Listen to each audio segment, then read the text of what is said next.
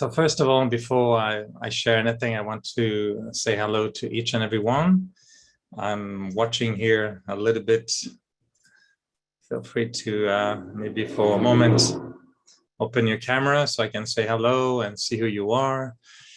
I have, as you know, very, very, very special love and, feeling for my sweet family in the greater Toronto area, but also across Canada. So I see some are way beyond the greater Toronto area. Hi, Carol. Hi to see everyone. And I know we may have some of you who may be, freshly new in the Brahma Kumaris, others who are beautifully old. And I think that the beauty in spirituality is the older you become, then you turn the slogan, old is gold, right? So older you are, the more golden you are. So welcome to the old ones and welcome to the new ones. And so taking a moment to just enjoy your smiles and faces. I'm a sentimental one. The way I understand my life is sometimes, what is leading? Is it the understanding, the thoughts, the reasoning, or is it the feelings? And sometimes it's a question of measuring, who am I going to give the lead to, my head or my heart? And when I see you, I feel my heart is leading. So I just feel close and, just that we are friends, we are colleagues in the same journey. And I'd like to share a few thoughts, but just if you agree with the basis that we're all on the same journey, walking alongside to each other and enjoying, playing the game. So I don't know about you, but, the inner game of life does seem sometimes like one of victory and defeat, isn't it? Anyone has constant victory every day and can say, yes, every day is victory? No. Anyone wish every day to be victory? Yes. Okay, we're on the same page then. What happens is that I don't know about you, if you play any sport, if you have any activities, but yeah, when you play sport or you play a game, it's a challenge, to be a good winner or a good loser. Would you agree with that? So what are we? Are we good winners or good loser or good both? We prefer to win, isn't it? I think we all prefer to win, but are we okay to lose as well? Today, we and the centers, we all listen to different classes, and there's a beautiful image. And yesterday, I was also sharing with one of our senior, how to be more regular and how to avoid up and down, up and down, up and down. And I was sharing with someone that sometimes succeeding, failing, victory, defeat, going up, going down, could make us a little bit tired after a while. If you want to play a game and you are winning sometimes, losing other times, maybe we're losing a little bit enthusiasm, because sometimes we may feel we're losing too many times. And I was asking our senior, what do you think? How can we be more regular? And she shared about some of, the spiritual concepts that are very important. And one is to create an inner strength, which we will need, of course, to be on the winning side. But this morning, the class that we read shared a very interesting point where it said, when you go on a swing, and I never thought of it, they said, well, the swing is going way up and way down, and you go all the way up and all the way down again, and all the way up again and all the way down. And the question was, do you mind? Is that okay?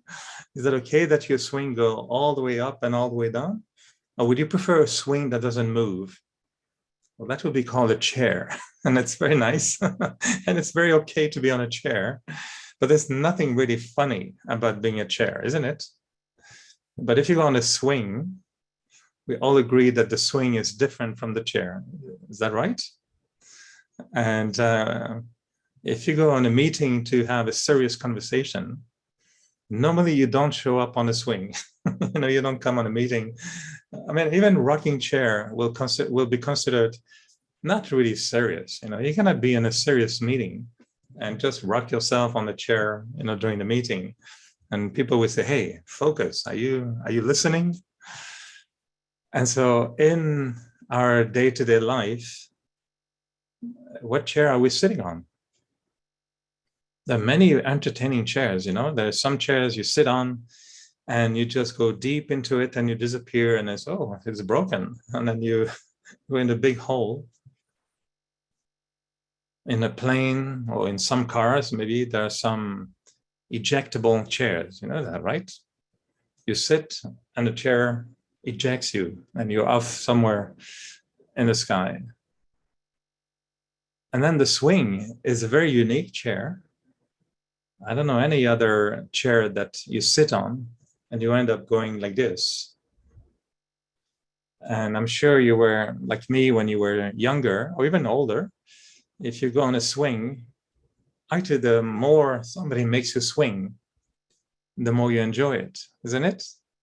Somebody pushes you behind and then you swing and you come back. You say, yeah, this is very lovely.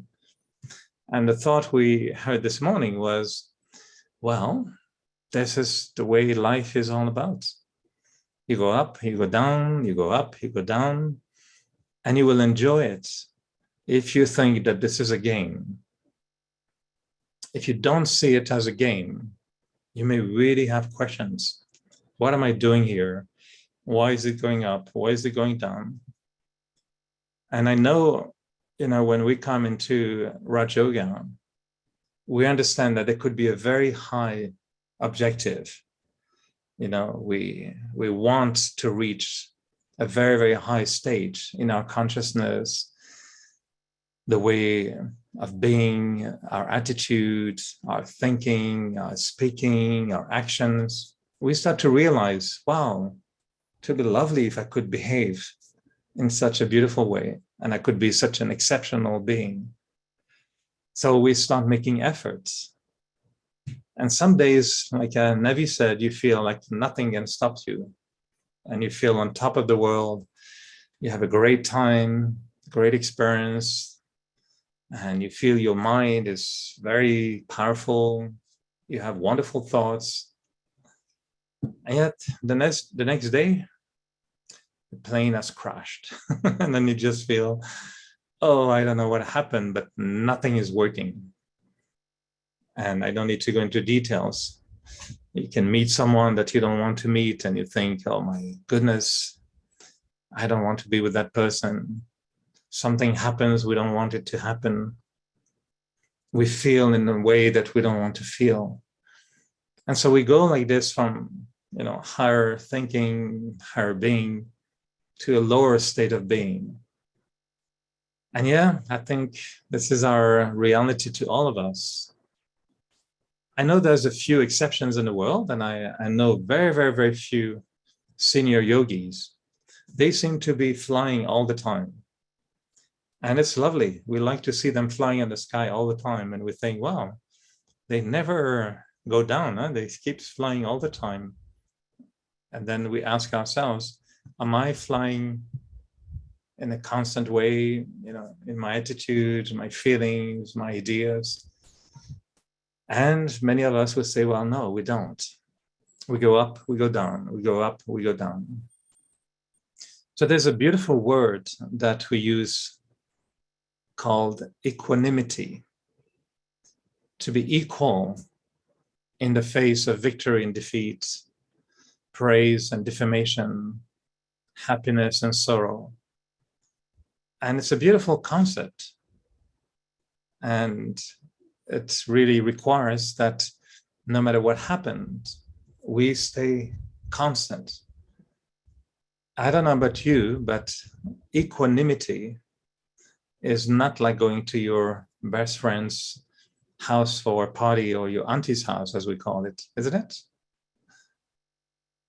Some people challenge us, some scenes challenge us, and sometimes it's just from within.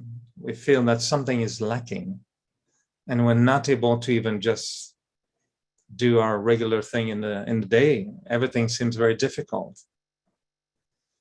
So we're told, well, if you're a good yogi, you'll be equal no matter what happened. If there's victory, it's great. If there is a defeat, it's great. If you are happy, it's okay. If you're not happy, it's okay. And if people praise you, it's wonderful. And if they defame you, it's also wonderful. So we understand the concept and we like it. We think, wow, I want to be like that. I'd like to be. Actually, we say that, and I'm not sure if it's true. Do you want to be equal? Praise and defamation, success and defeat, victory, defeat, happiness, and so on? Or do we still prefer? I would prefer always victory, always happiness, always people being nice to me. So it's a little dilemma. And I think the first reason why we don't have equanimity is actually because we don't accept the notion that it is okay to fail. It is okay to be defamed. And it is okay not to feel good. Is that right? But deep within, in a philosophical level, we know it's okay. And we're told in spirituality, even if something is bad, it's actually good. And we think, well, is this spiritual masochistic? Is it I'm just, am I being brainwashed here that if something is bad and you have to say, oh, it's wonderful, and your friends will say, are you crazy? Why do you say it's okay when it's actually something bad? But we feel, well, this is knowledge, this is philosophy, this is deep understanding. And you say, yes, bad is good, sorrow is okay, I'm learning. Someone defames you and you say, yes, this is my great teacher, I'm learning, it's good for me. And then sometimes we question, am I doing the right thing or am I just being brainwashed? And should I say no to someone who is defaming me? Should I react when something is wrong and tell people, hey, this is wrong and I don't like it, and I should feel okay that I don't like it? So I think that the first thing that happened to us is a dilemma where we have one, attitude towards understanding, but deep within, we're not really agreeing with the philosophy. And deep within, actually, we don't want to go up and down. We don't want to be defamed and say, yes, it's fine. We don't want to, feel like there's a failure. And then we say, well, despite the failure, I feel this was a good victory. So I think deep within, there's a gap between what we really feel and what we're willing to understand, what we're willing to accept. And that gap is such that when the situation happens, then we question, our attitude, and then we feel that we're resisting. We say, yes, okay, I didn't do right today. It's okay. I have to be in equanimity. So we're forcing ourselves, to try to be okay, no matter what. Is that how you feel sometimes? Yeah, that sometimes we push ourselves intellectually, with knowledge, saying, okay, somebody is testing me, good, it's my teacher, I'm progressing. And my lucky work, there was a time when I was asked to go to the newsroom, back to the newsroom. I was there for many years. And then I was asked one day to go back again to the newsroom. And it's not easy, to be a yogi and work in a newsroom. It's not a very, very peaceful place. And many people felt that maybe it was a failure for me, that I was doing very well in my career. Why do they send me back basically to square one? Because everybody has to start in the newsroom. And normally when you leave the newsroom, you're very happy to go somewhere else. But they asked me to not only be in the newsroom, but to organize it and to coordinate it. And for me, very quickly, I understood on a spiritual level. I said, well, okay, I'm back into a very difficult and challenging environment. And I told everyone, Newsroom is very good. If I want to be a saint, this is a shortcut. And I used to tell everyone, yeah, it is very good to be really on a very difficult environment, because if I want to become better, well, this will definitely help me to be better. And I used to joke and say, yeah, the newsroom is the shortcut to perfection. Because if you want to tolerate peacelessness, well, this is a good place to tolerate peacelessness. And meetings are usually not very, peaceful, and there's a lot of stress, a lot of negativity, and people are rushing, there's always a deadline. So I find that, okay, let me go back to this environment and use it as a mean to really progress spiritually a lot. But it really had to resonate in myself, thinking, okay, this is a concept, but do I really embrace the concept with my heart? Do I feel that this is the right thing?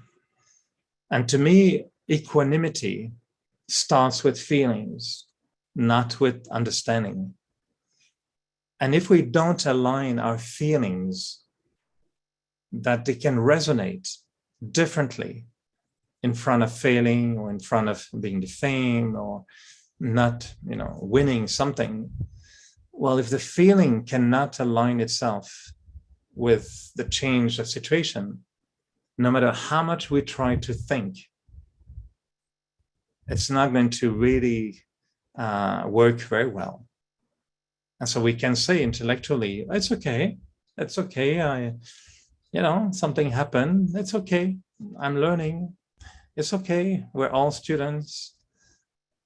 Intellectually we'll say it, but it will not come from the heart. It will not come from deep within.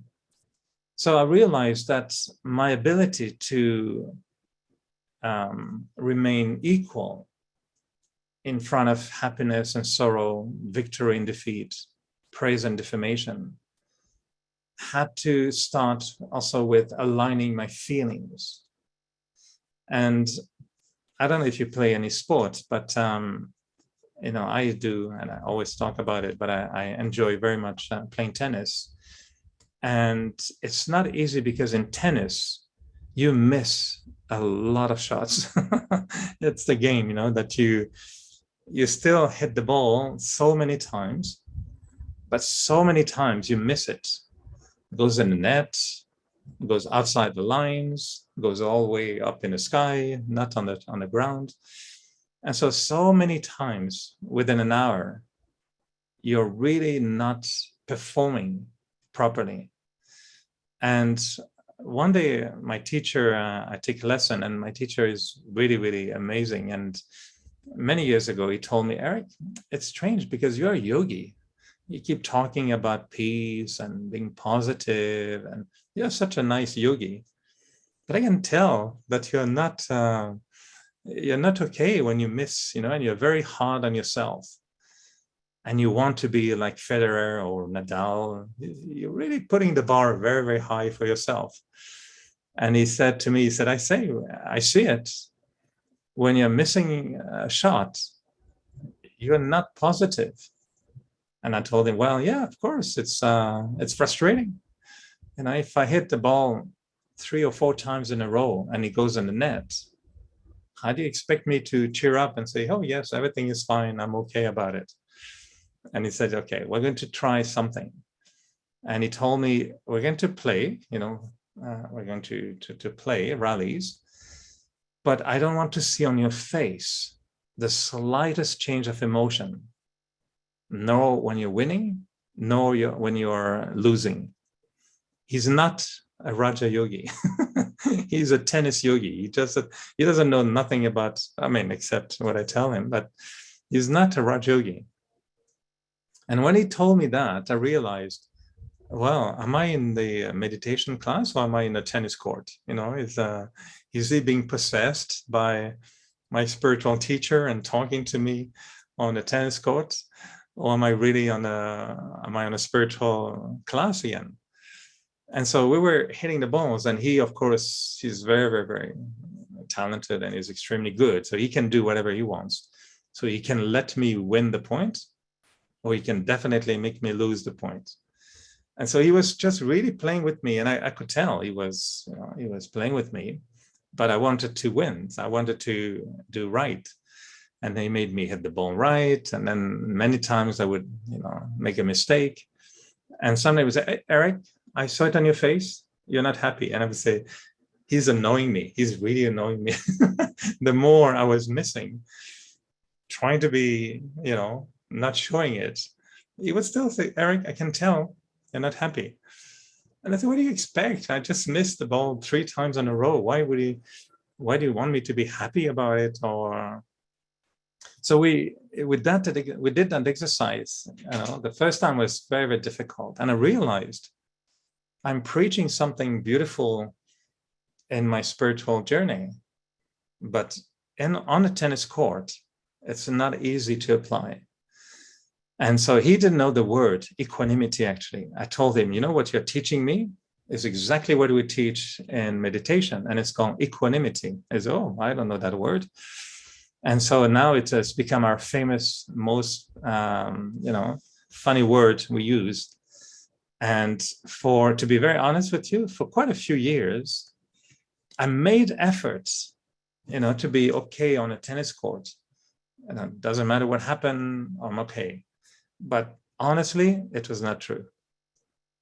I was many times quite frustrated. And I told him sometimes I should change sport. I should learn, I don't know, to play cards, or I don't know, maybe I should try badminton or something else. Tennis is too difficult. And very honestly, a few times I really thought I should give up my lessons, and I'm too old and it's too late and I'll never make it. So think about something else. But every time I would share with him that I was discouraged, he would, teach me things, and okay, next day will be better. One day I will fail. One day will be better. And he kept telling me, yeah, you don't have that. What that word you use, equanimity? Well, you don't have it. And very, very sincerely, what happened to me after quite a few years, one day I remember very clearly, and he remember as well, we were playing, and I got quite frustrated, honestly. It was just not working. He was showing me something, I just couldn't do it. Yeah, I'm not like some tennis player breaking my racket and yelling and throwing things at people. I don't go that far. I'm still a yogi, just looking not very happy when I'm missing the shot. But for him, it was enough to say, yes, you see, you're affected by the result. So one day we were doing something, practicing, and I was really frustrated. Things were not working well, and plus I'm spending money, to suffer. So why am I doing this? And so at some point I was telling him, oh, I don't know, it's just not working. I'm quite disappointed. And he said, Eric, what's wrong with you? You're again, just being affected. And then I realized the feeling was, I'm tired of being affected by negativity when I'm just playing a game. This is just a game. And so I told him like this. I said, okay, you will never, ever see me again, losing my equanimity when we play. And he thought, sure, thinking yeah, it never works. I mean, even great tennis players, they still go up and down. And I can be very, very happy to share that it worked. I was so determined. I said, I'm never going to, show my frustration again. And from that day, I changed completely my feeling towards the game. And today, it's been many years now, he always praises me, my teacher, saying, I don't know how you did that, Eric. He said for him, he was a professional tennis player. And he said he never managed. He always felt he should stop being negative, but he said, I never managed to do it. And how did you do it? So now sometimes when we want to change something, he says, why don't you do the same thing that you did when you said that? Have that determination and say, I'm never going to be affected anymore. I'm not saying that it's 100%, but it's one of my great strengths at the moment when I learn tennis is to just be more, equal. And I play with many friends. And some days it just doesn't work. It doesn't matter what you try. Some days you're just off on the tennis court. But I'm very happy because of that determination. I feel, no, I'm not going to allow my mood to interfere. And to be honest with you, I mean, this was a very big turning point for my own spiritual journey, because I realized that, wow, I could do it for playing tennis. Why would I not be able to do it when I feel that I'm, missing my objective spiritually, or I have a bad day and I try to be nice and then I lose my niceness, or I want to be patient and I got a little bit impatient. And for so many years, whenever I lost my patience or whatever, my quality, I would feel very hard on myself. I would have a very hard approach on myself, being with the expectation that it's okay to have that objective to become such an elevated being. And so I would feel bad about, not succeeding in my spiritual behavior. And from that day, when I started changing on the tennis court, I started to think, well, what's the difference between doing it on a tennis court or doing it in my, day-to-day activity? And yes, the feeling was, well, on a tennis court, you can always say, well, hey, chill out. This is just a game. And the world is not going to end because you are losing. It's okay. But in my life, I was not able to do that, even though philosophically, I had the same knowledge. And I've been reading and hearing for years. Life is just a game. It's called drama. It's like a big movie. Everything is okay.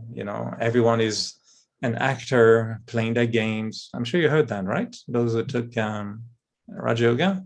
So we know, and we've been told that hundreds of times, not just one time, but hundreds of times. Everything is okay. It's just drama. It's just a movie. Don't worry, everything is okay. So we know it, but we're still not happy with it. So I realized at that time, it's a world of difference between my head, my understanding, and my feeling. And what I needed to change was my feeling towards failure, my feeling towards negativity. How do I feel when somebody doesn't like me? And honestly, a long time ago, I always felt I should be a loving, kind, a nice person. And I shared many times, but one day I realized that I was attached not to the fact that I want to be nice, but I was attached to the idea that I should be looking like somebody who is always nice.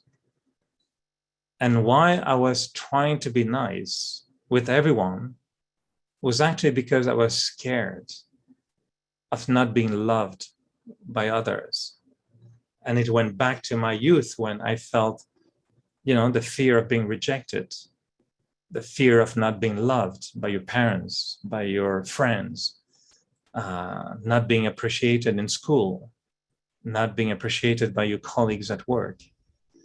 And I realized that deep within, there was that feeling that made me, scared or fear. I don't know if it's the right word, or I didn't feel comfortable being rejected.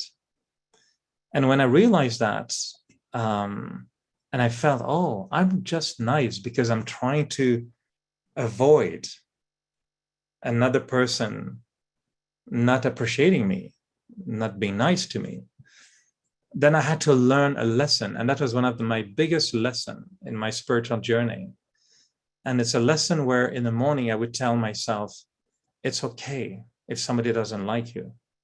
It's actually fine not to be loved. It's okay not to be so nice to someone just because you want to be loved by that person, or you don't want not to be loved by the person. And so I kind of, honestly, I practiced for a while, not being so nice. And it was a new, funny spiritual thing to do. Don't be so nice with people. Just be more authentic. Be the way you are. And if you don't want to say to someone, oh, so nice to see you, happy to meet you, well, don't say it. Find a new formula. Oh, you have a nice hair. I like your hairstyle. That's true. I'm not happy to see you, but I'm happy to see your hair. Or, I like your shirt. I don't like you, but I like your shirt. So you don't tell someone, I don't like you, I like your shirt. But you can just say, I like your shirt, nice shirt. And it's true. So I really, honestly, for quite a while, a few weeks, I think, at that time, I was trying not to be too nice, just being nice if I want to be nice. And if I don't want to be nice, don't be nice. And it's okay not to be loved, because I had to learn that lesson. Just the feeling that it's okay if somebody doesn't like me. I know it sounds strange, but I think for me at the time was just, I felt, the fear that I didn't want to be rejected. And I didn't know I had that attitude. And when I started to feel, oh, it's okay not to be loved, it's okay if they don't like me, it changed my feeling towards what I think about myself. What about me? Am I okay if I don't, see the greatness in me? Am I okay to see me failing or not being able to do the right thing, for so many times? We're told in Raj Yoga, you have to be soul conscious. You have to be aware of yourself as a soul and stay connected with the Supreme. I'm sure you all heard that a million times. Every day, we want to be soul conscious and we want to have right attitude and be connected. We're yogi, connected. How many times do you catch yourself during the day thinking, oh, I totally forgot about the whole thing. I heard a beautiful class in the morning, and then comes 6 o'clock in the evening and you think, oh, I didn't think about the class a single time during the day. Well, I don't think I've been soul conscious even for 1 minute in the past few hours. So once we realize that every day or every few days, you start to be discouraged. You think, oh, no, it's not working. I'm not able to remain soul conscious. So how do we feel about it? Intellectually, we would say, it's okay. I'm an effort maker. Tomorrow will be better. So we have intellectual tools to keep us going. But what about our feeling? Do we maintain a feeling of self-respect? Do we maintain a feeling of care? Do we maintain a feeling of love for the self? And to me, enjoying the game of victory and defeat is all about managing the feelings I have for myself, regardless of what happened. I'm sure some must be parents in the room. I know Navi has a beautiful boy. How do you feel if your boy makes a mistake? Some days you may be a little bit annoyed, and then you may want to tell your child, what? I've told you many times, don't do this, and you're still doing it. So it would be human, right?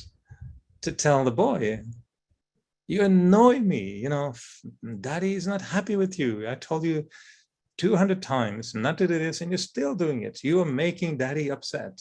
Okay. If you do that, you'll be called a human father, normal. But as we know, we want to be, highly spiritual beings with a different attitude. And I don't have kids, so I can tell you whatever I want. This is easy for me. I don't have children. And any father and mother can tell me, yes, Eric, whatever you say, I wish you have 3 kids. Show me how you do it. So I know it's not easy. But I've seen parents, making effort. And even when the child doesn't behave well, okay, it's my child. I have great love for that child. Let me help him. Let me find a way to help him or her to, change and be better. And let me be a loving father, no matter what the child is doing. So it's a beautiful theory, but I'm sure, and I've seen it, how parents, with a spiritual life are really doing it, and beautifully. It's very, very nice. And I've seen myself changing over the years. When things go wrong, the first reaction is, Eric, be kind to yourself. Don't blame yourself. Don't criticize yourself. Don't judge yourself. Don't hit yourself. Don't punish yourself. Because these were all things I used to do very, very, very regularly before. And so understanding the game of victory and defeat is actually learning to honor the quality of my feelings as being the key element to maintain myself, in my own dignity, in my own self-respect, in my own healthy posture, enjoying the swing, where the seat goes up and down, and I'm laughing. And I'm saying, this is lovely. Higher, lower, higher, faster. I don't mind. I'm enjoying it. It's a feeling. And when we come to a point where something bad happened and you create a feeling for yourself, which is not just like, it's okay. No, that's the mind, intellect speaking. When the heart speaks and says, you're good, you're okay, you're a good person. One day I was very, very discouraged. That was like 20, 30 years ago, I don't remember. I was very, very disappointed with myself. And I taught one of our senior teachers, Sister Denise, and she was always so helpful. And one day I was really telling her, I don't know, I can't keep going. I'm not good. I'm never going to make it. I'm a failure, whatever. And she asked me so simply, said, Eric, okay, I'll ask you a few questions. Tell me frankly, tell me honestly, did you kill someone? I said, of course not. Okay, did you steal anything? I said, no, I didn't steal anything. Okay, did you hit anybody? I said, no, I didn't hit anyone. So you're a good person. She said something simple like that. So you're a good person. I said, of course, most people don't kill and hit anyone, and we don't steal. So you're okay. And I realized that, she was right in a way. Of course, if I want to be perfect, the slightest mistake makes me imperfect. But basically, as a human being, I'm okay. I'm not a bad person. So she was saying, even that feeling towards you, you're losing it the moment you make a mistake. Why? You may not be the number 1 tennis player in the world, but you may be an amazing, great person playing tennis. And that itself, deserves congratulations. Your resilience, your courage. Someone who would be a very bad tennis player and who accepts to play against the number 1 in the world. Wow, you can say at the end, you were really courageous. You were incredible. you were tenacious, you were very positive until the end. You lost completely, 6-0, 6-0, 6-0. But what you achieved is amazing. So how do I feel about losing? Well, it also depends what I'm looking at. And so my understanding today is that the management or the management of my feelings will allow me to stay connected with myself at a level where even my head can go a little bit wrong, and my head can say, this is not right. You should not have done that. Or this person should not talk to you like this. Okay. And I would tell my head, you think what you want. That's okay. Go ahead, think whatever you want. But I, the soul, I'm not going to allow my feelings to be hurt by what you think, because I had enough of it. And the day on the tennis court, I had the determination to say, I'm not going to show my negativity again. It's because I didn't like myself being negative. Of course, non-yogi people, they don't mind yelling on the tennis court. And if you tell them, you should never yell, they say, no, forget it. I'm not trying to be a saint. I'm just a tennis player. But for me, I was trying to be a saint and a tennis player. That was the complication. But today, I would say, I don't like to see myself suffering because something happened and I thought that that was wrong or I didn't do well. It's just my head playing with me. I'm not going to listen to my head again. And my feelings are way too important.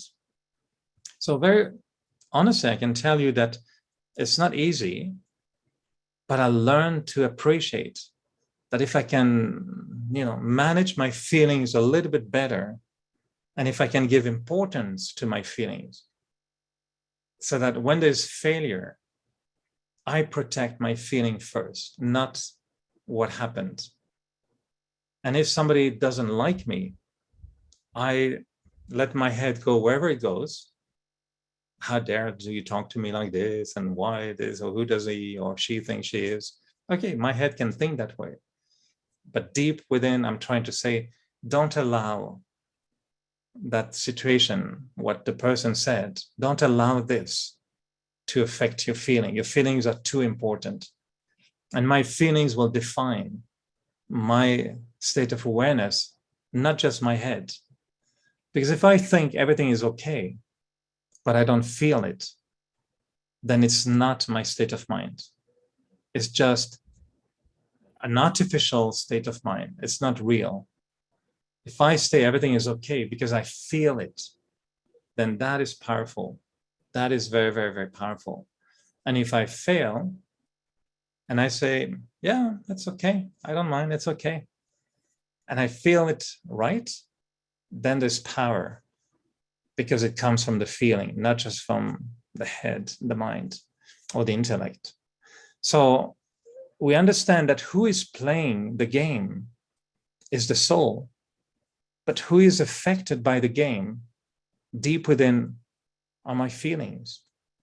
And if I start to regain mastery over my feelings, then I will find that actually I'm always winning the game, no matter what. And if there's a failure, but I don't feel that I'm a failure or that I failed, I just won the point. Then I start to think, oh, you see, I did okay. I failed, but I didn't feel like I failed. So then I succeeded. That's a trick. But it comes from the feeling. Someone, insulted me. I don't feel insulted. Not only I don't feel insulted, but I will feel really good about not being affected by the insult, because I'm able to forgive, I'm able to accept, I'm able to maybe learn with humility and say, maybe that person is right. Maybe I'm not speaking properly. Maybe I'm not doing it right. But I don't feel bad about it. I actually feel good about it, which is, I know it's a bit tricky. So if the feelings are managed properly, then the attitude changes. And people would say, so how do you feel? I say, okay, I feel okay. Versus, how do you feel about it? Oh, I'm okay. And I'm not really okay. So learning to play the game of victory and defeat is actually learning to respect my feelings as being, they are driving me in the game. And in tennis, it's extremely true. And I was with a friend, and I will conclude with that, but I was with a friend recently, holiday. And our holiday was spiritual, helping each other a little bit, but playing tennis every day. And that friend was always going through a very difficult time, personally with relationships and stuff. And I was trying to help him, telling him, it's okay. Whatever happens, it's drama. And then, I was trying my best to tell him many things spiritually to boost him up a little bit. But, it was difficult. And I was trying to tell him everything is here. Change the way you feel about it. Change your mind, change your thoughts. And okay, that was me, the teacher, trying to help my friends. And we were playing tennis every day. So for me, I'm a bit older than him. So every day was a bit intense, and one day we were playing, and honestly, my body was just aching, and my body was telling me, are you stupid? I know you're not 20 years old anymore. What are you doing trying to play every day crazy like this for an hour and a half? So I was a little bit not well physically, and I was pushing myself. And I was getting a little bit, affected by the fact it's not working. My game was really not good at all. So I knew there was the feeling of being disappointed a little bit. And honestly, the thought came to me, for my friend, I would change my attitude. I would change my feelings, and I will prove to him how the theory that we shared in the past few days worked. And so and it was a revelation for me, because I never had that process of doing it for a friend. And so I motivated myself, and my game was bad. And I started to change the feeling, and I thought, okay, how can I create a good feeling? And the feeling that came was generated by the thought, Eric, this is just a game. Enjoy it. Have fun. No matter what, have fun. So I started to tell myself, only create that feeling, have fun, have fun, have fun. So I started to have fun. And I swear, I'm not exaggerating at all. The game changed totally. I started to hit the ball better, things went better, and I started to get excited, thinking, it's working, it's working. I can tell my friend, the theory I've been telling you about is working. And I completely changed the quality of the game, but more importantly, because I changed completely the feelings I had towards my performance, the result. And I told him afterward, I says, do you want to know how much I love you as a friend? Well, this is how much I love you, because this is what I did for you. And you saw me playing bad for, half an hour, 40 minutes. And you saw how at the end I was back into my number one game. And I told him, do you know how I did it? I just changed my feelings. And that's what I'm telling you, to try with your ex or your problem and this and the other. Change your feeling. And you will see how everything else, because he's trying to change his mind, but the mind will not change. Trying to change your thinking is very difficult, because rational is not there. How can you say to your head, someone insulted me, betrayed me, cheated on me, and it's okay? Intellectually, doesn't sound right. But protecting the feeling, saying, yeah, whatever the person did is wrong, it's bad, that's right. But I'm not going to allow my feelings to change. This is too important. Otherwise, if I allow the person to hit my feelings, it means my immune system is weak. I'm allowing the person to make me feel pain. That's wrong. So I'm not going to do that. And so when we change the feeling, we're really winning the game all the time. That's my personal thinking. Anyway, I'm getting excited here, Navi. So I don't know if I'm over time, yeah, I think we're past over time, but anyway, so this is a game. It was pretty engaging, Eric. Bye. Okay. And I can see why CBC sent you back in the newsroom, because you're so engaging. And your presence on the screen is, we lose track of time. Sorry, I went over a little bit, yeah. I don't know if anybody in the audience has any questions. We can give them one or two questions, a few minutes. I think I must thank you for such a beautiful sharing. Especially, I appreciate the honesty and openness with which you share, because you've been practicing this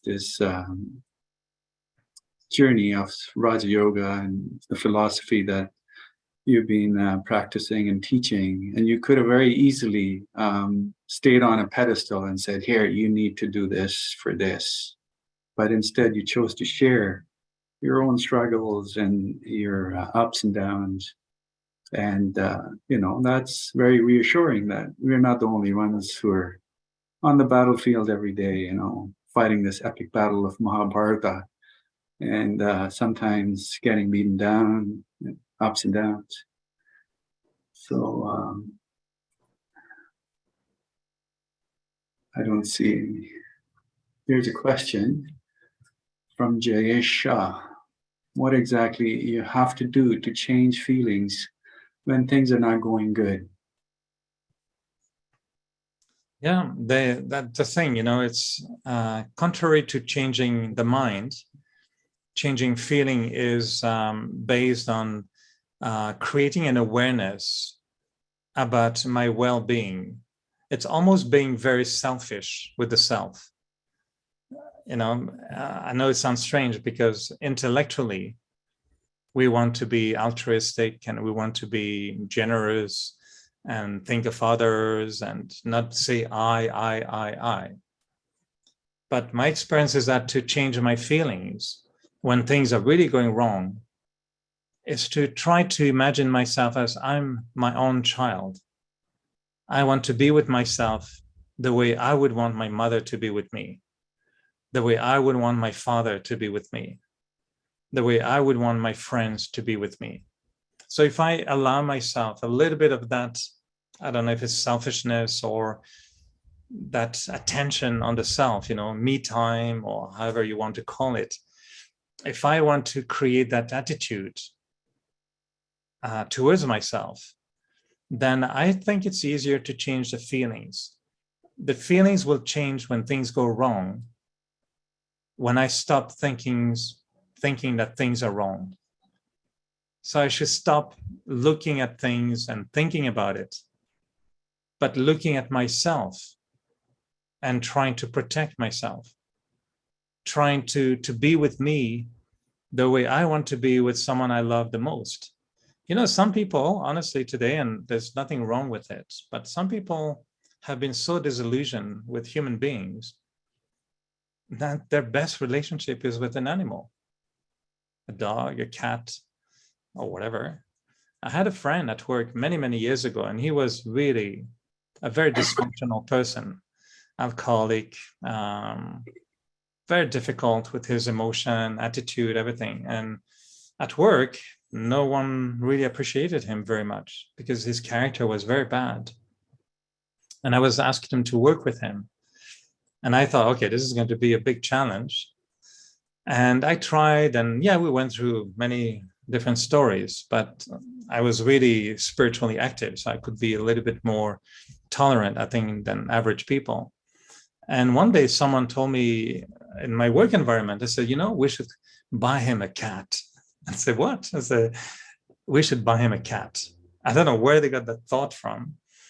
And we went to this guy and I said, we're going to take you today to the SPCA and you're going to get a cat. He says, no, I don't like cats. So you like cat very much. We're going to get you a cat. And we took him. I don't know why we did this, but we forced him to go to the SPCA. And he found a beautiful cat, a little kitten that was abandoned.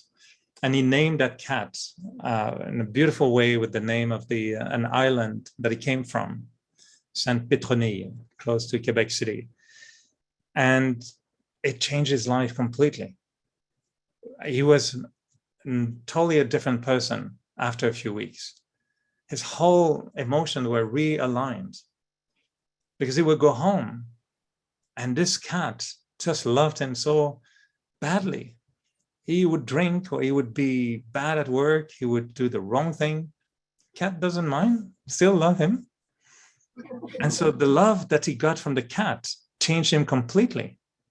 And it's a big, big lesson for me. I realized that, Eric, you may think your whole big spiritual knowledge, is great, but it was limited. The cat was a much better teacher than I was. The cat did way much better. The cat was way better than I was in helping him in a way. And so I realized that, wow, what changed? Nothing intellectually, but the feelings. So when things go wrong, it's just to redirect our energy to that space where we feel, I want to be with me, like maybe a cat will be with me. And maybe I would say to people, if you feel something is going wrong and your head is going crazy, pat yourself like you would pat a cat and just try to, how do you say in English, when a cat is making that noise, purring, is it purring or some noise like this? The noise, ronronner, in French is ronronner. Well, make yourself ronronner, make yourself, what's in English? Purring, I think, or something like that. So make yourself ronronner, with, and if we can do that, our way of looking at the situation will change, not the other way around. Other way around can work sometimes, but it's pat yourself like you are your cat, or you cat yourself, doesn't matter. Try something, deeply, philosophical, and you'll see that if I make myself, that doesn't matter. I don't care really what happened. I don't care. That's fine. I'm okay. And it comes from deep within.